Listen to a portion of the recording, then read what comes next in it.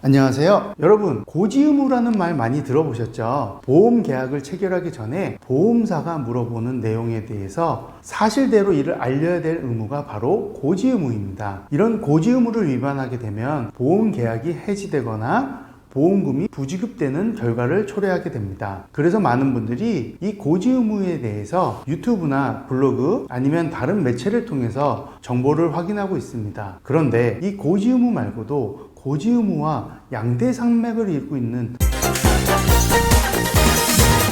통지의무에 대해서 알고 계시나요? 제가 올 초에 처리했던 사건인데요. 이분께서는 보험 가입 당시에 고지의무를 철저히 지키시고 보험 계약을 체결하셨습니다. 그리고 시간이 흘러 남편분께서 갑작스럽게 사망하시게 되어 생활 형편상 일을 할 수밖에 없는 상황이 되셨죠. 그래서 이분은 식당에서 종업원으로 근무를 하시게 됐습니다. 이분께서 식당에서 일을 하시다가 넘어지게 되면서 손목이 골절되는 사고가 발생했습니다. 다행히도 식당에서 가입한 산재보험을 통해서 치료를 받으시게 됐고 휴업급여뿐만 아니라 장애급여도 받으시게 됐습니다. 그리고 이분은 식당이 가입한 단체상해보험과 본인이 가입한 개인보험의 상해후유장애 담보에 대해서 손해사정을 의뢰를 하셨습니다. 그래서 저는 열심히 관련 자료와 함께 손해사정서를 보험사에 제출하였고, 식당에서 가입한 단체상해보험은 별 큰 문제 없이 보험금을 지급받으셨습니다. 그러나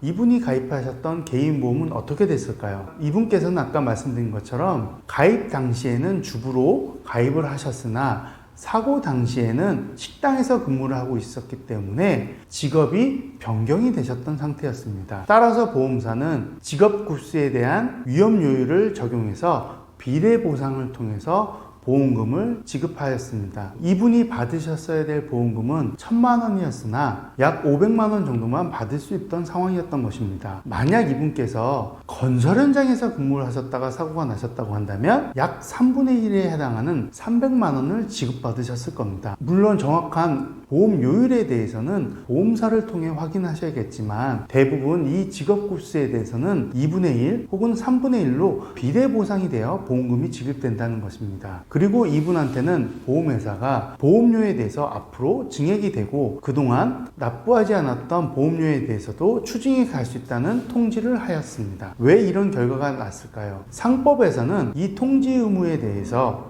보험 목적에 위험의 현저한 증가가 있다고 한다면 이를 지체없이 보험자에게 알리도록 규정하고 있습니다. 그리고 보험약관에서도 이런 규정들을 명시하고 있는데요. 이를 통지 의무라고 합니다. 통지 의무는 보험 계약 후 보험 가입자가 보험사에 사고 발생을 알려야 될 통지 의무도 있고요. 그리고 이처럼 위험이 증가되거나 감소되는 것에 대해서도 통지하도록 규정이 되어 있습니다. 생명보험과 달리 손해보험에서는 이 직업이나 직무에 대해서 통지 의무를 철저히 하도록 규정하고 있는데요. 과연 왜 그런 걸까요? 여러분들도 상식적으로 생각해 보시면 보험이라는 것은 어떤 위험 집단을 만들어 놓고 그 위험 집단에서 발생하는 사고를 통계학적으로 계산해서 보험료를 받는 구조입니다. 그런데 어떤 집단보다 더 높은 위험성을 갖는 집단이 있다고 한다면 이 보험을 운영하기 위해서는 더 많은 보험료를 받아야겠죠. 그래서 이 직업에 대한 위험성에 따라 보험 요율을 나누고 있는 것입니다. 그럼 내 직업이 바뀐 시점부터 추징당해야 되는 거 아니야? 라고 생각하시는 분이 있을 수 있겠지만 보험료에 대한 추징은 보험 계약 체결 당시부터 계산해서 보험료를 추징하고 있습니다. 이를 쉽게 설명드리기 위해서는 계모임이 가장 좋은 예일 것 같습니다. 어떤 계모임에서는 월 10,000원에 계모임을 운영하고 있고 어떤 계모임에서는